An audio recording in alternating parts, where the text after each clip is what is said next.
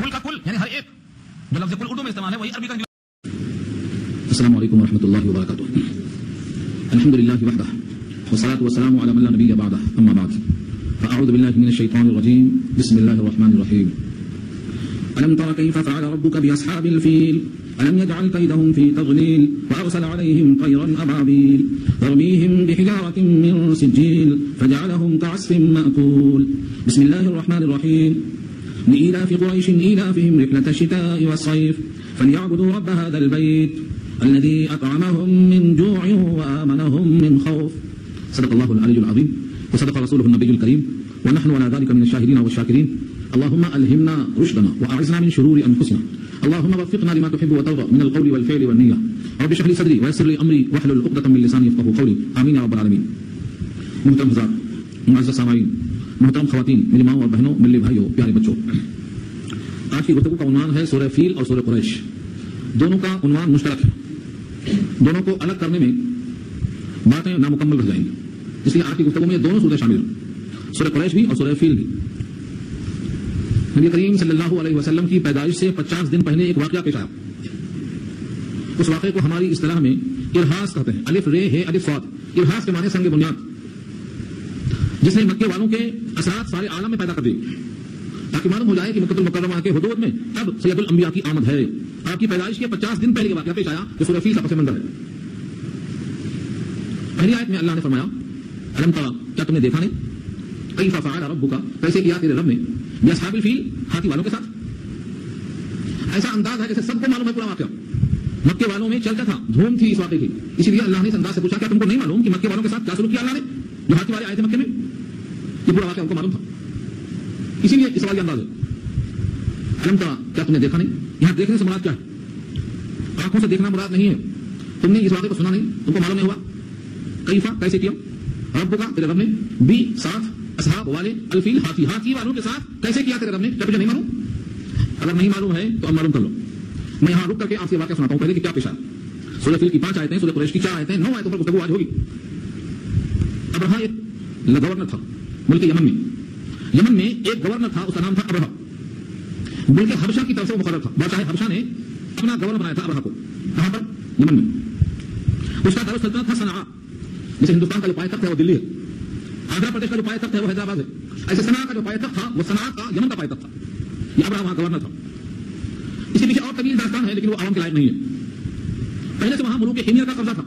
ملوک حمیر کو بے دخل کیا تھا حبشہ نے ابرہا کے ذریعے سے. ابرہا کی ہمت بڑی اونچی ہو گئی تھی، ہر سے لڑتا تھا. جب اس کو معلوم ہوا کہ مکہ المکرمہ میں ایک بیت اللہ ہے جس کی طرف لوگ طواف کرنے دور دور سے آتے ہیں، حج کرنے آتے ہیں، عمرہ کرنے آتے ہیں، اور مکے کے لیے لوگ دل میں عزم رکھتے ہیں، تو اس کو حسد پیدا ہوا. حسد کہتے ہیں زوال نعمت کی تمنا کرنا، سننا سے پڑھ چکے ہیں.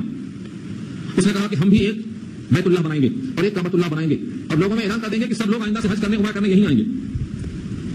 صنعاء شہر کو اس نے منتخب کیا اور ابرہا نے وہاں پر ایک بہترین بیت اللہ بنایا، سونے جواہرات چاندی سے مرصع کر دیا، مزین و آراستہ کر دیا، خوب بہترین عمارت پہ خرچ کیا. بہترین عمارت. ان کے پاس تو پیسہ لگانے کے لیے یہی ایک فنڈ ہی ہے جہاں پیسہ دل کو لگاتے ہیں.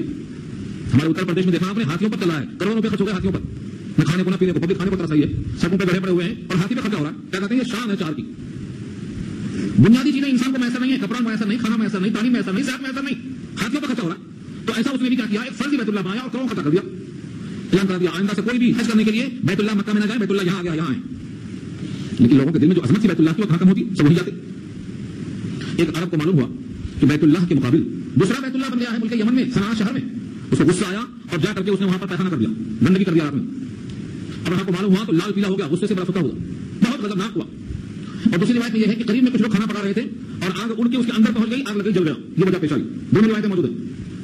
ابرہا کو اتنا غصہ کہ اب میں بیت اللہ کی اینٹ سے بجا دوں. ان کی مجال کیسے ہوئی کہ ہمارے بنائے ہوئے شہر میں ہمارے اس عمارت کو جلا دیا یا گندا کر دیا. نکلا یہاں سے، بادشاہ حبشہ کو خط لکھا، اس نے ہاتھی خاص طور سے بھیجا جس کا نام تھا محمود. وہ محمود ہاتھی کو لے کر اس کے ساتھ مزید 10-11 ہاتھیوں کا لشکر لے کر چلا. ابرہا ملک یمن سے چلتا ہوا مکہ المکرمہ کی طرف آ رہا ہے. راستے میں جو لوگ جنگ کرتے گئے ان کو پکڑتے گئے. راستے میں ایک صاحب سے جنگ ہوئی، سب کا سب شکست کھا گئے. دوسرے مقام پہ قبیلہ غسان آیا، انہوں نے کہا لڑنا تو ہمارے بس کی بات نہیں ہے، ہم تم کو ایک تحفہ دیں گے، ابو رغال کی شکل میں تمہارا ایک بہترین راستہ بتانے والا ہاتھی خریت ماہر. ابو رغال کا تحفہ لیا اور آگے چلا. ابو رغال کیا کرتا تھا، راستہ بتاتا تھا، ایسا جانا ایسا جانا، کیونکہ یمن سے ہاتھیوں کے ساتھ پیدل ہے. ہاتھی کہاں بھاگتا ہے، سب کو پیدل لے کے چلا. ہاتھیوں کی چال، آج کل لوگ گھوڑوں پر بھی بیٹھنے کو تیار نہیں ہو تو ہاتھی تھی. ابو رغال بتاتا ہوا لائے راستے میں جو قبیلہ مزاحمت کرتا اسے راضی کرتا قتل کر دیتا. میں قصہ طویل نہیں کرنا چاہتا ہوں تاکہ آپ کو سمجھ میں آئے. جب بیت اللہ الحرام سے پہلے مکہ شہر قریب آیا, راستے میں کچھ لوگوں کے اونٹ چل رہے تھے. حملہ کر دیا ابراہیم نے اور 200 اونٹ کو قبضے میں لے لیا. کیا کریں گے, اونٹوں کو کھائیں گے کھلائیں گے, راستہ کھاتے کھلاتے چلے آ رہے تھے. اونٹ ختم ہو گئے تھے, اونٹ مل گئے 200 اونٹ. ابو الغال کے مشورے سے ابراہیم نے ایک اپنا سفیر اور علتی بھیجا مکہ کے سردار عبد المطلب کے پاس. عبد المطلب نے کہا دیکھو ہم تم سے لڑنے کی طاقت نہیں رکھتے, تم سے ہم لڑنا بھی نہیں چاہتے. نمائندے نے کہا جب آپ لڑنا نہیں چاہتے ہیں تو آؤ, ابراہیم میرا جو گورنر ہے اس سے ملاقات کرا دو, بات ختم ہو جاتی. عبد المطلب آئے اور آپ کے ساتھ کئی سردار بھی آئے. جب ابراہیم نے عبد المطلب کو دیکھا تو پیشانی چوڑی, چہرہ بھرا ہوا رئیس قریش کا سردار حیبت کھا گیا. اتنا باوجی اتنا باوقار چہرہ ہمارے سامنے آیا, اتر گیا, اپنے مسئلہ سے نیچے آ گیا اور اپنے قریب بچھایا عبد المطلب کو. ترجمان سے کہا پوچھو انسان کا مقصد کیا ہے. انہوں نے کہا کہ دیکھو تم سے ہم لڑنے نہیں آئے, میرے 200 اونٹ تمہارے سردار کے حکم پر پکڑ لیے گئے ہیں, میرے 200 اونٹ مجھے واپس کر دیے گئے, وہ میری ملکیت ہے. ابراہیم نے کہا نگاہ سے گر گئے تم, میں سمجھا تھا کہ تم کوئی بڑی بات کرنے آئے ہیں, تم تو چھوٹی سی بات کر رہے ہیں, 200 اونٹ کی بات کر رہے ہیں. تم تمہارے بیت اللہ کو میں گرانے آیا ہوں, تم کو خوب معلوم ہے, لیکن تم نے اس پر کوئی بات ہی نہیں کی. لگتا ہے تم کو اپنے مذہب سے کوئی لگاؤ نہیں ہے. انہوں نے کہا انا رب الابل, میں اونٹوں کا مالک ہوں, مجھے اونٹوں کی فکر ہے, اور یہ بیت کا بھی ایک مالک ہے, وہ مالک اپنے گھر کی بات جانتا ہے. 200 اونٹ لے کر عبد المطلب چلے گئے. روایت میں یہ ہے کہ عبد المطلب نے اپنے ساتھیوں سے کہا چلو اللہ سے دعا کر کے جائیں گے. بیت اللہ کے پردوں کو پکڑا, اپنے اس زمانے کے عقائد کے لحاظ سے اللہ سے دعائیں کی, گڑگڑائے کہ اللہ ہمیں اس قافلے سے لڑنے کی طاقت نہیں ہے, اور ہمیں ہاتھی دکھائی نہیں ہے, یہ ہاتھوں والا لشکر ہے, ان سے مقابلے کے ہمیں کام نہیں ہے. آپ کا گھر ہے, آپ کی طاقت سے کچھ بعید نہیں ہے, آپ اس کے تحفظ کا انتظام فرمائیے. گڑگڑائے, روئے, تڑپے. اس کے بعد بیت اللہ کے حصے کو چھوڑ کر پہاڑی پر چڑھ گئے. جبل ابی قبیس وہاں قریب میں پہاڑ تھا, اس کا آج بھی کچھ موجود ہے, چڑھ گئے اس پر پہاڑی پر. ابراہیم نے پوری کوشش کی, لیکن ابو الغال کے ساتھ ایک شخص اور قید ہو کے آیا تھا, قبیلہ غسان کا, جس کو جبرن پکڑ لیا گیا تھا. اس نے وہ محمود ہاتھی جو تھا ابراہیم کا, اس کے کان میں جملہ کہا کہ یہ بیت اللہ ہے, تو جس کا پیدا کیا ہوا ہے, تیرے لیے بہتر یہ ہے کہ تو جہاں سے آیا وہاں واپس چلا جا, ورنہ تیرا خدا تجھ پر غضبناک ہوگا. اس کے کان میں خوب مار دیا اور چلا گیا. اب ہاتھی محمود وہاں بیٹھ گیا, اٹھنے کا نام نہیں لیا, اسے مارتے رہے, لوہے سے مارتے رہے, اس کے ناک میں لگام دے کے کھینچتے رہے, کسی حال میں تیار نہیں. لوگوں نے کہا اس کو واپس لے کے چلے, اٹھتا ہے کیا, واپس کی طرف کھینچا تو کھڑا ہو گیا, دائیں چل رہا, بائیں چلتا, پیچھے چلتا, آگے چلتا نہیں. یہ کون ہاتھی ہے, محمود, کیونکہ ہاتھی بھی تو اللہ کی مخلوق ہے, اس کا دین بھی اللہ کے قبضے میں ہے, چلنے پر تیار نہیں. ابراہیم نے کہا کہ اب مکہ کو اٹھانے میں دیر نہیں ہے, کیونکہ یہاں کے رئیس چلے گئے بات چیت کر کے, اب کوئی مقابلہ ہی کرنے والا نہیں ہے. 4 ہاتھیوں کو 4 سمتوں میں کھڑا کر دیا, اور ان ہاتھیوں کے پیر میں زنجیریں باندھ کر بیت اللہ کی دیواروں میں باندھنے کا کام ہو رہا تھا کہ 4 طرف ہاتھیاں جائیں گی, معاذ اللہ عمارت گر جائے گی, پھر ختم ہو جائے گا. اب یہ ہاتھیاں آگے بڑھنے والی ہی تھی کہ ایک لشکر نظر آیا چڑیوں کا. چڑیاں کبوتر سے کچھ چھوٹے حجم میں تھی, ان کو اس سے پہلے کسی نے دیکھا نہیں تھا, پہلی بار نظر آئی ہے. وہ سمندری ساحل کی طرف سے آئیں, ان کے چونچ میں ایک کنکر, وہ بھی عام کنکر, مٹی کو پکا دیتے ہیں آگ میں تو کیا بولتے ہیں اس کو, ہاں سنگے گل بولتے, سنگے گل. گل مانی مٹی, مٹی کو پکا دیا تو سنگ کی طرح ہو گئی, تو وہ سنگے گل ہے, وہی منسی گل بن رہا ہے آگے جا کے. سنگے گل کا مطلب مٹی کا پتھر, جو مٹی کو پکاتے ہیں لال ہو جاتی ہے, وہ پکا ہو جاتی ہے. چونچ میں ایک اور پنجوں میں ایک ایک, صرف 3. ان پنجوں سے ان پرندوں نے خدا کے حکم سے جو دانے گرانا شروع کیے ہیں, تو بظاہر چھوٹا سا پرندہ ہے, اس کی چونچ میں کتنا بڑا کنکر آیا ہوگا, اس کی چونچ سرخ ہے, اس کے پنجے سرخ ہیں, لیکن اس کا جسم زردی مائل ہے, کبوتر سے قریب پر ہے. اتنا چھوٹا پرندہ کیا کرے گا دل کے, کوئی بم تو نہیں ہے, کوئی میزائل تو نہیں ہے. لیکن جب اللہ چاہتے ہیں تو اشیاء میں تاثیر پیدا کرتے ہیں. ان کی گولیاں جو گرتی تھیں, ریوالور بھی وہ کام نہیں کرتا جو کرتی رہی ہو, جس پہ گرا سوراخ کرتے ہوئے زمین تک پہنچا تھا. بھگدڑ مچ گئی, ہاتھیوں نے جو بھرنا شروع کیا ہے تو انہیں کے پیر تلے لشکر پورا کچھ نہ گیا, کوئی دائیں جا رہا ہے, کوئی بائیں جا رہا ہے, رونے چلے گئے سب. ان کے روندنے کو تشبیہ دیا اللہ نے, جیسے کوئی جانور کھانا کھا کے جگالی کر کے کچھ گرا دیتا ہے دائیں بائیں, کھایا ہوا بھوسا بولتے ہیں اس کو, جگالی جانتے ہیں آپ, جانور جگالی کرتا ہے, کھانے کے بعد اپنے منہ کو ہلاتے بیٹھتا ہے, اس کو جگالی کرنا بولتے ہیں. اس کے دائیں سے بائیں سے جو گرتا رہتا ہے اس کو بولتے ہیں کھایا ہوا بھوسا. پوری قوم کا یہ حال ہو گیا اس بھگدڑ کی بنا پر کہ کھائے ہوئے بھوسے کی طرح ہو گئے. اس واقعے کو سب وہی نہیں مر گئے, سب وہی نہیں مر گئے, بلکہ جہاں جہاں گئے سڑتے گئے, چلتے گئے, مرتے گئے. ابو الغال جو ساتھ میں لے کے آیا تھا, اور ابراہیم جو گورنر بن کے آیا تھا, یہ اپنے وطن واپس تو گیا, لیکن وہاں جا کر اس کا پورا جسم ایسا گل گیا اور سڑ گیا کہ جسم کے ایک ایک اور گرتے گئے, سارا جسم بکھر گیا, تب اس کو موت آئی. ابو الغال کا بھی حال ہوا. اور ہاتھیوں کے ہاتھی وان جو آئے تھے, ہاتھی وان جسے پہلوان کہتے ہیں, ہاتھیوں کو چلانے والے, اس میں سے 2 وہیں مکے میں آ گئے تھے اور وہ اندھے ہو گئے تھے. حضرت عائشہ صدیقہ کی سگی بہن حضرت اسما ابو بکر صدیق کی بیٹی ہیں, وہ کہتی ہیں وہ دونوں اندھوں کو میں نے مکے میں بھیک مانگتے دیکھا ہے. اس زمانے تک یہ واقعہ چلتا رہا, پورے مکے میں ہلچل مچ گئی کہ اللہ تعالیٰ نے اپنے گھر کا تحفظ کیا, ہاتھی والوں کو رونق ڈالا, پوری قوم تہس نہس ہو گئی. اس کی بنا پر خانہ کعبہ کی عظمت اور وہاں کے رہنے والوں کا دبدبہ دلوں پر چھا گیا, اتنا چھا گیا کہ اب یہاں سے کوئی جاتا سفر میں کوئی ان کو چھیڑتا نہیں, کہتا یہ خدا کے گھر کے نگہبان ہیں, جس گھر کی حفاظت اللہ نے کیا ہے, ان کے نگہبانوں کو اگر ہم چھیڑیں گے تو ہم پر عذاب ایسا ہی آ سکتا ہے. اس حیبت کی بنا پر سارے عالم میں کہیں بھی جائیں, جہاں ڈاکو بھی ہیں, چور بھی ہیں, ڈکیتی بھی ہیں, سب ہوتی ہے, لیکن ان کے ساتھ چھیڑچھاڑ نہیں ہوتی. ان کا سفر چاہے یمن کا ہو سردیوں میں, اور چاہے گرمی میں ملک شام کا ہو, راستہ معمول, خوب لائیں, خوب کمائیں, خوب مال کا سبب بن گیا. سارے عالم میں اس کی دھوم مچ گئی. یہ ہے پورا واقعہ, اس کو کہتے ہیں ارہاس. نبی کریم صلی اللہ علیہ وسلم کی پیدائش سے 50 دن پہلے یہ واقعہ پیش آیا کہ اب مکہ المکرمہ میں انقلاب آنے والا ہے. آج تک تم نے جو چاہا کیا ہے، بتوں کی پرستش کی ہے، لیکن اب ایسا واقعہ پیش آ چکا ہے کہ اب دنیا میں خاتم الانبیاء تشریف لانے والے ہیں آپ کی پیدائش کے 50 دن پہلے، اور بعض کہتے ہیں اسی دن یہ واقعہ پیش آیا، دونوں روایتیں ملتی ہیں، اس کو ہم ارہاس کہتے ہیں۔ اس واقعے کو سامنے رکھ کر اب ان آیتوں کو دیکھیں۔ سورہ فیل بھی مکی ہے اور اس میں 5 آیتیں ہیں۔ الم ترى، ترى تو مضارع ہے یعنی مستقبل کا معنی دیتا ہے، لیکن لم داخل ہونے سے معنی منفی کا ہو جائے گا، یعنی پاسٹ ٹینس کا ہو جائے گا۔ الم ترى، کیا تم نے دیکھا نہیں، کیا تم کو معلوم نہیں، کیف فعل، کیف کیفیت کو بیان کرتا ہے، احوال کو بیان کرتا ہے، کیف فعل کیسے کیا، ربک تیرے رب نے باصحاب الفیل، ساتھ ہاتھی والوں کے، یہاں پر کون ہے، ابو لشکر، ابو رغال کا لشکر۔ الم یجعل کیدہم فی تضلیل، کیا نہیں کر دیا ان کی تدبیر کو بیکار، قید کے معنی سازش، خفیہ پلاننگ، منصوبہ، کیا منصوبہ تھا کہ بیت اللہ جو مکے میں ہے اس کے مقابل جو بیت اللہ صنع میں ہے اس کا مقام اونچا ہو جائے، نتیجہ کیا ہوا، ہمیشہ ہمیشہ کے لیے صنع کا بیت اللہ دفن ہو گیا، وہاں کے چاہنے والے بھی دفن ہو گئے، ان کی جو پلاننگ تھی بیت اللہ کو منہدم کرنے کی وہ سب کی سب فیل ہو گئی، یہ ہے تزلیل، تزلیل میں ان کی تدبیر بیکار ہو گئی، سرتا پا غلط ہو گئی۔ الم یجعل کیدہم، کیا نہیں کر دیا ان کی تدبیر کو، فی تضلیل، سرتا پا غلط، کیا تدبیر تھی، خانہ کعبہ کو ڈھانے کی، خانہ کعبہ کو منہدم کرنے کی۔ دریا کی طرف جو پرندے آئے تھے جس نے بھیجا تھا، اللہ نے بھیجا تھا۔ ہمارا یہ ایمان کمزور ہے، ہم سمجھتے ہیں اب پرندے نہیں آئیں گے، آئیں گے۔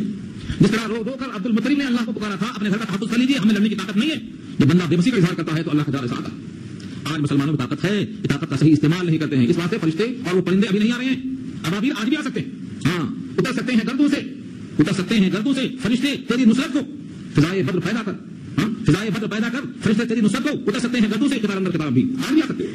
جب بندہ اپنی سکت کو لے کر حاضر ہو جاتا ہے تو اللہ کا جلال سامنے آ جاتا ہے، لیکن ہم نے اپنے گھروں میں خاموشی اختیار کی۔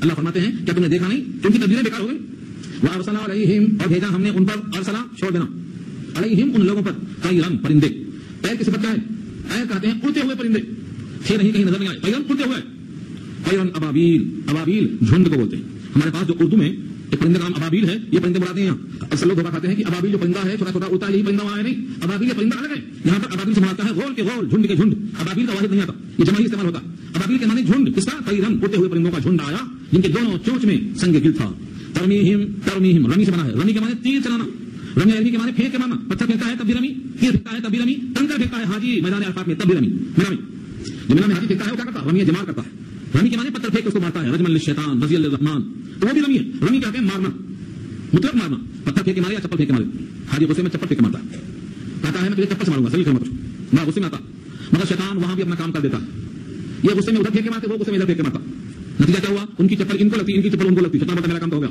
اب لڑ تم دونوں، وہاں بھی کرتا کام، سب سے زیادہ خطرات وہی ہوتے، تو رمی کے معنی آتے ہیں پھینک کے مارنا، رمیہم یہ پھینک کے ان کو مارتے، کیا چیز مارتے، بحجارہ پتھر، حجارہ پتھر، ایسا پتھر بڑا بڑا گرنٹ نہیں، چھوٹا سا چھوٹا، من سجیل، من کے معنی سے، اور سجیل دو لفظوں سے بنا ہے، ایک ہے سنگ ایک ہے گل، یہ معرب ہے، عربی لفظ نہیں ہے، عربی میں لایا گیا، سنگ معنی پتھر اور گل معنی مٹی، مٹی کا پتھر، سنگ گل جا کے سجیل بنا ہے، کیونکہ گراف عربی میں نہیں آتا، تو بجائے سنگ کہنے کے کیا ہو گیا، یہ سج ہو گیا، عربی میں گراف کا لفظ نہیں ہے، جیم کا لفظ ہے، چنانچہ آپ کو معلوم ہوگا مصری لوگ اذا جاء نصر اللہ کو کیا پڑھتے کبھی سنا آپ نے، اذا جاء نصر اللہ، اذا جاء پڑھتے ہو، جا نہیں پڑھتے گا پڑھتے، تو مصریوں کا کام یہی ہے، وہاں پر جا کے بدلے گا عام لفظ ہے، مصری ایسا پڑھتے، اذا جاء کے بدلے اذا جاء پڑھتے، صحیح ہے غلط ہے اسے میں بس نہیں مثال دینا چاہتا ہوں میں کہ جیم کاف کی جگہ پہ آتا ہے، تو سنگ گل جا کے سنگ جل ہو گیا، ملا دیا، تو سجیل بنا ہے، سجیل کیا ہے، سنگ گل، مٹی کا پتھر، بتانا یہ ہے کہ کوئی بہت مضبوط پتھر نہیں ہے کہ ہاتھی مر جائے، لیکن جب اللہ چاہتے ہیں تو اس چھوٹے سے مٹی کے پتھر کو اتنا جاندار بنا دیتے ہیں، طاقت ان کی ہے، جو اللہ نبی کے انگلی سے چاند کے 2 ٹکڑے کر سکتا ہے، وہ اپنے گھر کے لیے کنکر بھیج کے ان کو نہیں مار سکتا،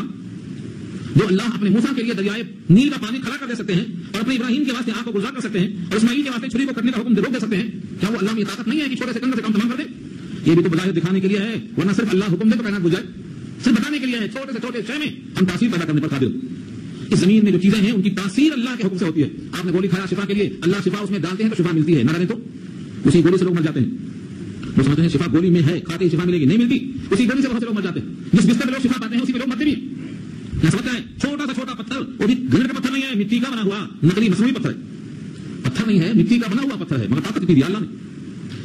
ایک بچپن میں واقعہ سنتے تھے، کشتی میں سوار ہو کر کچھ طالب علم جا رہے تھے، ملا سے پوچھا میاں تمہیں ملاحی کا کام خطرناک ہے، ڈوبنے کا ڈر لگتا ہے، تم یہ کام جو کر رہے ہو دوسرا کام کو نہیں کر سکتے، کام یہاں عادت ہو گئی ہے، کہاں حیبت نہیں ہوتی، نہیں ہوتی، کہا تمہارے ابا کیسا مرے، کہا اسی کشتی پہ کام کرتے کشتی میں مرے، دادا کیسا مرے، وہ بھی اسی کشتی پہ کام کرتے کشتی میں ڈوب کے مرے، کہا یہاں تمہیں جو تمہارے باپ کشتی میں مرے، دادا کشتی میں مرے، دو پوچھتے کشتی میں مر گئی، تبھی تم کشتی جا رہے ہو، تم دوسرا کام کرنا چاہیے، اچھا آپ کے ابا کیسا مرے، کہا بہترین چارپائی پہ لیٹ کے گدے پہ آرام سے مرے، کہا دادا کیسا مرے، کہا دادا بھی چارپائی پہ سکون سے گولیاں کھاتے ہوئے مرے، کہا تم کو شرم نہیں آتی ہے، تو تم سے اسی بستر پہ، جہاں دادا مرے، جہاں ابا مرے، جس بستر پہ مرے، جس گولیوں سے مرے، تم نے تکیا چھوڑا، بستر چھوڑا، نہ چارپائی چھوڑا، نہ گولی چھوڑا، تم کو جب شرم آتی ہے تم کو شرم کیسے آتی؟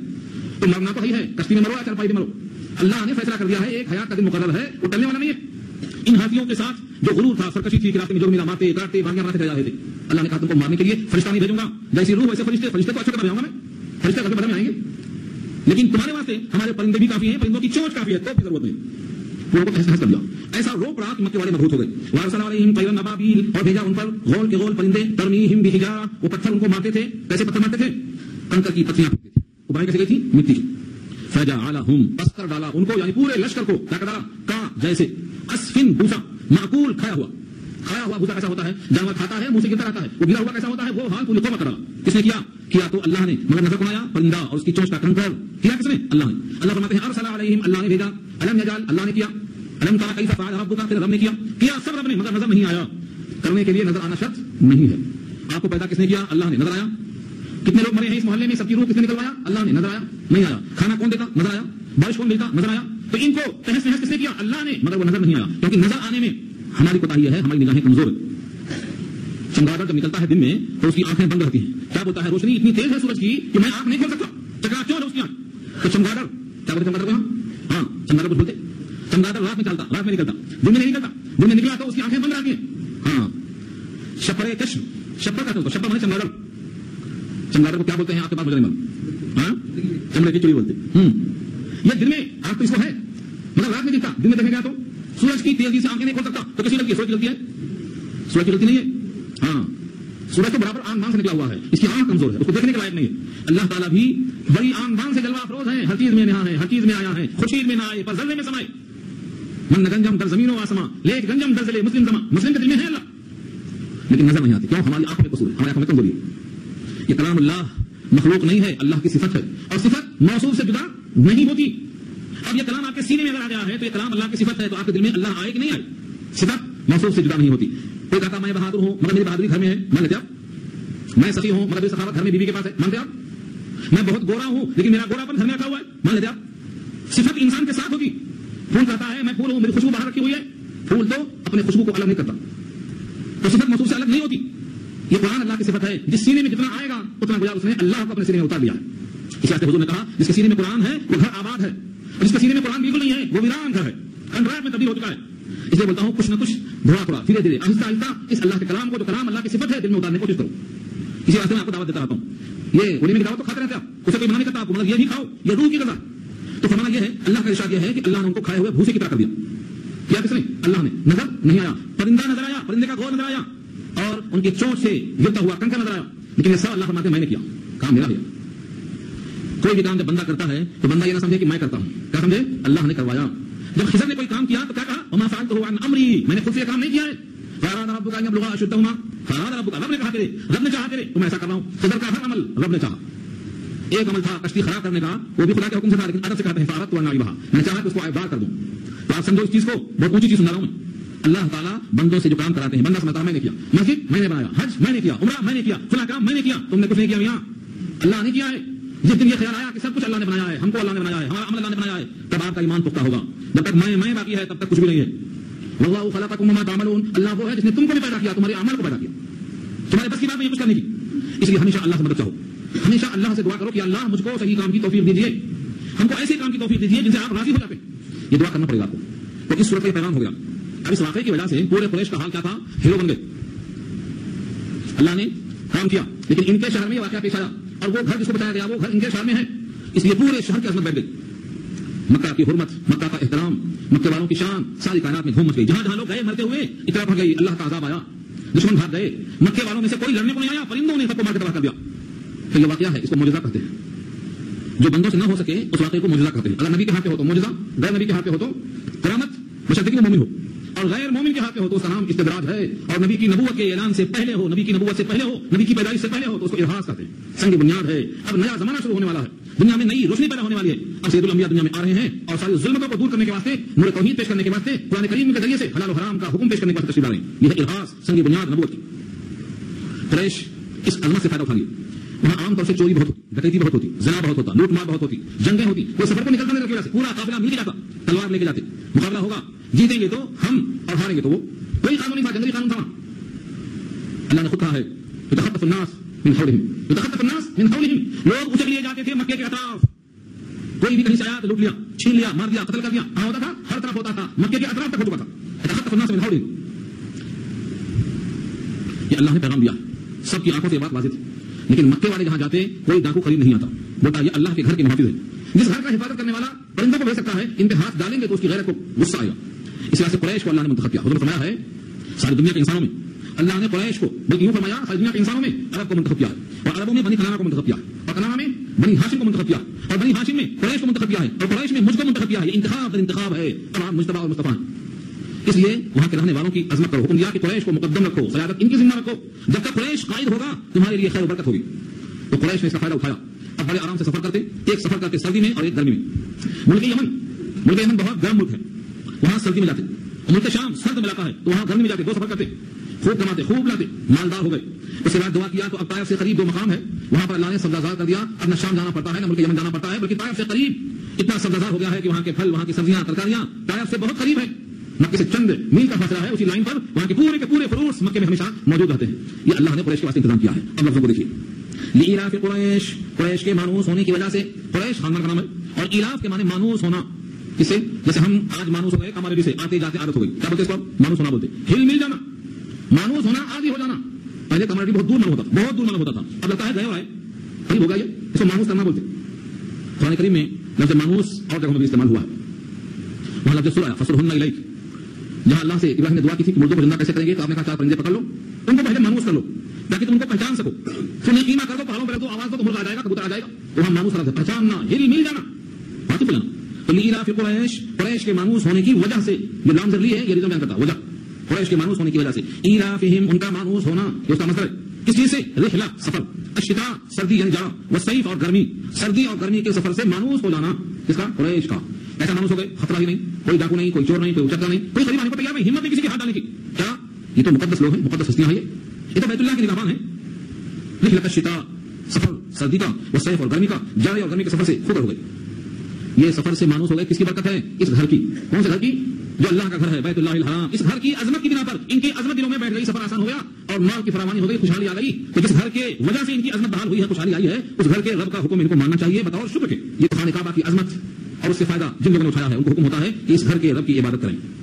عبادت کے معنی اس سے پہلے بات چکا ہے, صرف سجدہ نہیں. سورۃ میں کیا کہا تھا؟ عبادت نام ہے تذلل, عاجزی اختیار کرنا, اپنی کمتری, اپنی بے مائیگی, اپنی عاجزی کو بڑے کے سامنے ظاہر کرنا, یہ عبادت ہے. نماز بھی عبادت ہے, دعا بھی عبادت ہے, قربانی بھی عبادت ہے, ہر حکام جتنے اللہ کے ہیں سب عبادت ہے. فلیعبدوا رب ھذا البیت الذی اطعمهم من جوع, جس نے کھلایا ان کو بھوک میں, وآمنهم, اور ان کو امن بخشا, من خوف, خوف کی وجہ سے امن بخشا, آمنهم, ان کو امن دیا, من خوف, خوف سے. اس میں 2 چیزیں پائی گئی, بھوک جب لگی تو کھانا, اور جب خطرہ ہوا تو امن. اس سے بڑی نعمت انسان کے لیے اور کیا ہو سکتی ہے کہ انسان بڑے امن اور چین سے, بھوک لگی تو کھانا حاضر. اطعمهم من جوع, مکے کے پہاڑ میں پانی دانا کچھ بھی نہیں, اسماعیل کی نظر سے زمزم نکلا, پانی آیا. اور جس خانے کعبہ کی عظمت کی بنیاد پر ہر طرف سے ابراہیم کی دعاؤں کے طفیل میں پھلوں سے لدی ہوئی ڈالیاں آتی ہیں. پھلوں سے کیا کہا ابراہیم نے, یجب الیہ ثمرات کل شیء, ہر طرف سے پڑی ہوئی ڈالیاں ہی ڈالیاں آتی ہیں. جو دنیا میں کہیں نہیں ملتا ہے وہ پھل وہاں ملتا ہے. کشمیر میں جو سیب پیدا ہوتا ہے رزاق وال, ہم نے کشمیریوں کو کھاتے نہیں دیکھا, ملتا ہی نہیں وہاں, اسی باغ کے مالک کو ملتا ہے, باقی وہیں کا وہیں پہ ہو کے مکہ پہنچ جاتا ہے. جدے والے کھاتے ہیں, یا تو آپ باغ میں جائیں گے تو ملے گا, ورنہ جا کے جدہ میں کھانا پڑے گا. رزاق وال ہر رنگ کا سیب ہوتا ہے, ملتا کبھی دیکھا نہیں دیکھا, ہم نے دیکھا ہے اس کو باغ میں پیک ہوتے ہوئے. بہترین قسم کا سیب ہوتا ہے جو ہر رنگ کا ہوتا ہے, رزاق وال اس کا نام ہے. بہترین شیریں ہوتا, مہاراجا کھائیں گے تو کھٹا ہوگا, جیسے کھائیں گے تو سخت ہوگا, لیکن رزاق وال انتہائی شیریں ہوگا, نہیں ملے گا. یہ ان کی دعا کا ثمرہ ہے. یجب الیہ ثمرات کل شیء رزق, بتاؤ رزق کے اللہ تعالیٰ نے ان کے واسطے فراہم کر دیا. تو امن بخشا کب؟ خوف میں. جب ابرہا کی طرف سے لشکر آیا اور خوف لگا کہ ان کو کچل دیا جائے گا, تو اللہ نے اس خوف سے ان کو امن دے دیا. تمہیں کچھ کرنے کی ضرورت نہیں ہے, ان کو ہم دیکھ لیں گے. اس خوف میں امن دیا اور اس بھوک میں کھانا کھلا دیا. لہذا جس اللہ نے اتنی شان سے تمہارا اکرام کیا ہے, اس گھر کا وہ رب ہے, تمہیں اس کی بندگی کرنا چاہیے. یہ پیغام دیا ان دونوں صورتوں میں. دونوں صورتوں کا مضمون ایک ہے. دونوں صورتوں کے درمیان میں بعض لوگوں نے فرق نہیں کیا ہے, مگر حضرت عثمان غنی نے جو مصحف نکالے تھے, اس مصحف میں دونوں کے درمیان بسم اللہ لکھا تھا. اس لیے آج تک کوئی سلسلہ جاری ہے, ورنہ دونوں کا پس منظر, دونوں کا شان نزول, دونوں کے مضامین بالکل ملتے جلتے ہیں. اسی واسطے کچھ لوگوں نے خواہش بھی کی تھی, اور ہمارا بھی خیال تھا کہ دونوں صورتیں ہم نے پیش کر دی ہیں. اب ان دونوں صورتوں کے بعد جو مضمون آ رہا ہے, سوالات کا سلسلہ جاری ہے. اس میں ہمیں 2 باتیں دیکھنا ہے. ایک تو یہ کہ قریش کے لیے سفر کرنا آسان تھا, وہ اس زمانے کی بات تھی. اب تو سفر کرنا سب کے لیے آسان ہو گیا ہے, سفر میں امن ہو گیا ہے, اور بیت اللہ کے رب کی عبادت کرنا اللہ نے موقوف کیا تھا, اس گھر کی وجہ سے ان کو عظمت ملی تھی. آج بھی مسلمان اگر غور سے دیکھیں اور سوچیں تو ساری دنیا میں ان کا کچھ بدوا ہے تو اسی بیت اللہ الحرام کی وجہ سے.